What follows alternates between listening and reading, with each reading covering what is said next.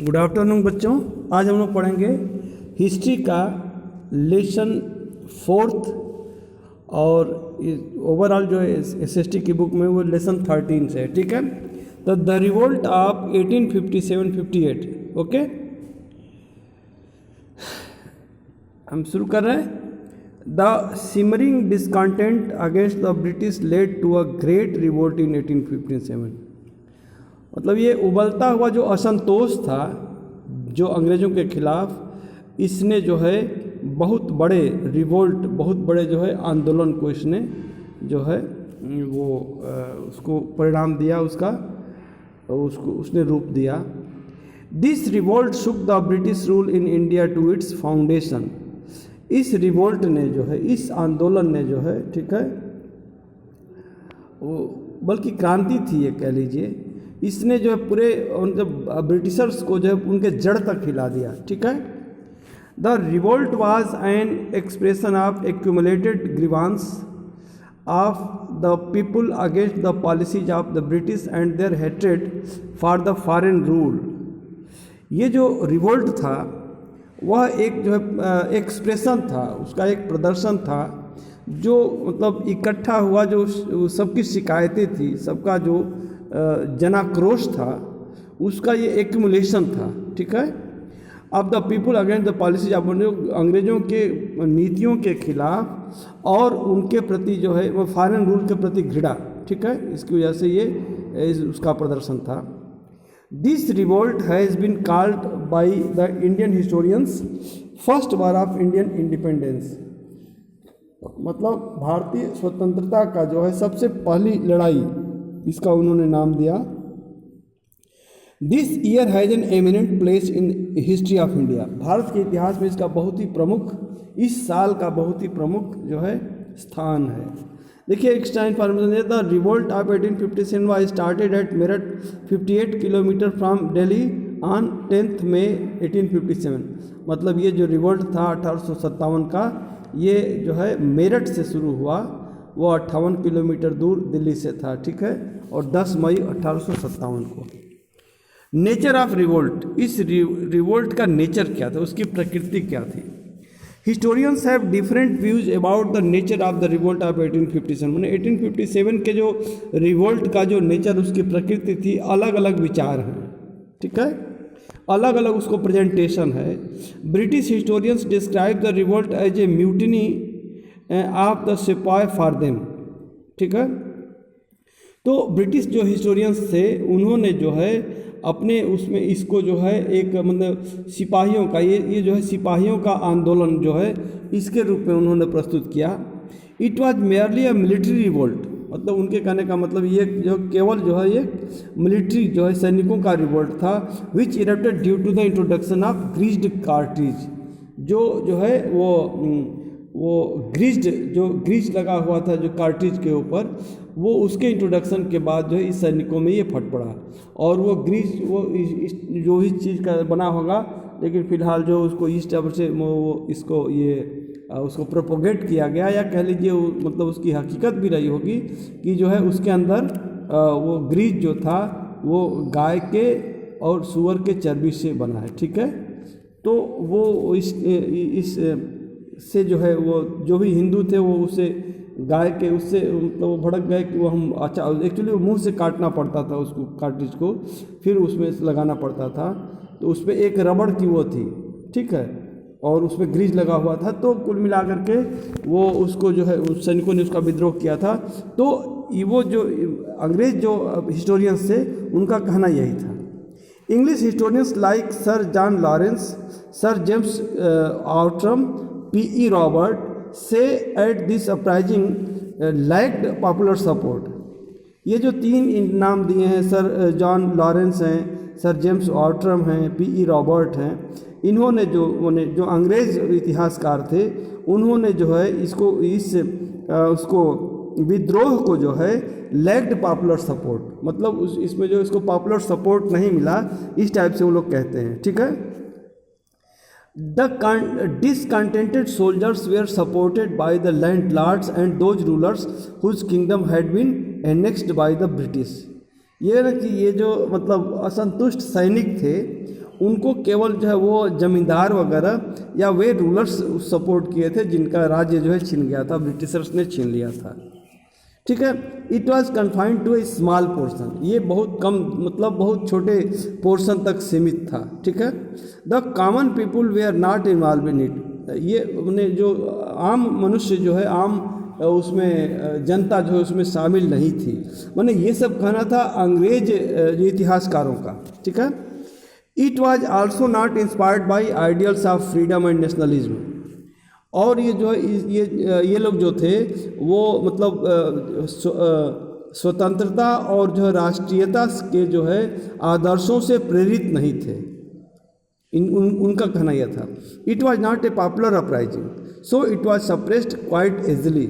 ये कह रहे हैं कि ये जो बहुत ही मतलब प्रचलित, बहुत ही पॉपुलर वो नहीं था, इसको जनता ने नहीं स्वीकार किया। ठीक है, इसलिए इस विद्रोह को जो है सप्रेस्ड क्वाइट इजली, बहुत आसानी से इसको सप्रेस कर दिया गया, कुचल दिया गया, दबा दिया गया। On the other hand Indian historian such as Ashok Mehta, Rev, Duff and Veer Savarkar are of the view that the revolt of 1857 was uprising of the first war of independence। और इसके मैंने अदर हैंड दूसरे उस पर जो है, दूसरे उस पर यदि हम परिप्रेक्ष्य में देखें तो भारतीय इतिहासकारों ने, जैसे अशोक मेहता थे, रेव थे, डफ थे, वीर सावरकर थे, इन लोगों की नज़रों में ये स्वतंत्रता का सबसे पहली लड़ाई थी। ठीक है, the revolt was started by the sipahis but was joined in a large number by the civilian population। ये ठीक है कि ये लड़ाई जो है सिपाहियों ने शुरू की, लेकिन इसको बहुत बड़ी संख्या में फिर सिविल लोगों ने और आम लोगों ने उसको ज्वाइन किया। ठीक है, the participation of peasants and artisans made the revolt wide spread and popular event. यह कि इसमें जो है जो किसानों और तमाम जो आर्टिसंस थे और जो कार्यकर्ता थे और जो तमाम दूसरे व्यसन में लगे थे, उनके द्वारा जब ये इस रिवोल्ट को और वाइड स्प्रेड विस्तार दे दिया और पॉपुलर, और उसको बहुत पॉपुलर बना दिया इस इवेंट को। ठीक है, a large number of common people supported the soldiers in driving out the British from India.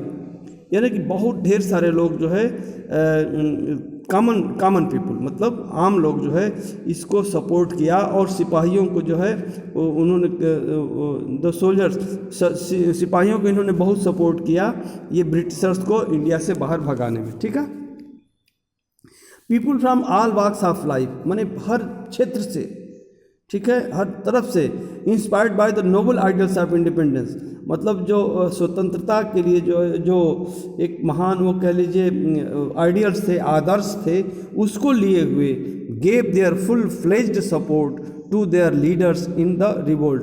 उन्हें उन लोगों ने जो पूरा अपना सब कुछ दांव पे लगाकर कह लीजिए अपना मैक्सिमम जो है उन्होंने इसमें सपोर्ट किया, और अपने उन लीडर्स को जो इस रिवोल्ट में आगे मतलब आगे वो लीड कर रहे थे। ठीक है, causes of the uprising of 1857 के जो कारण क्या थे?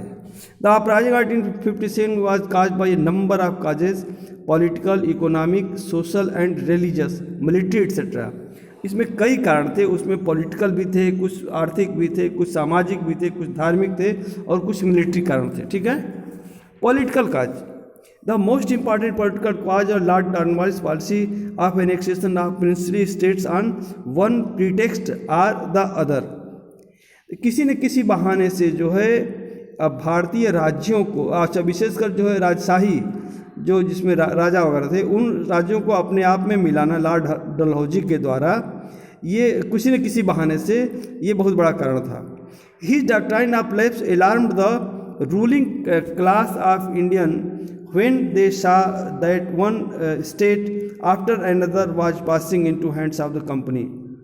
ये जो सबसे जो अलार्म से सबसे जो खतरनाक था ये कि वो इसमें जो इनका डॉक्ट्राइन ऑफ लैप्स था, इसने जो है एकदम सबको सतर्क कर दिया, सभी रूलिंग क्लास को, कि जो है अब वो सभी लोग देख रहे थे कि एक के बाद एक सभी स्टेट जो है चले जा रहे हैं अंग्रेज़ों के हाथ में।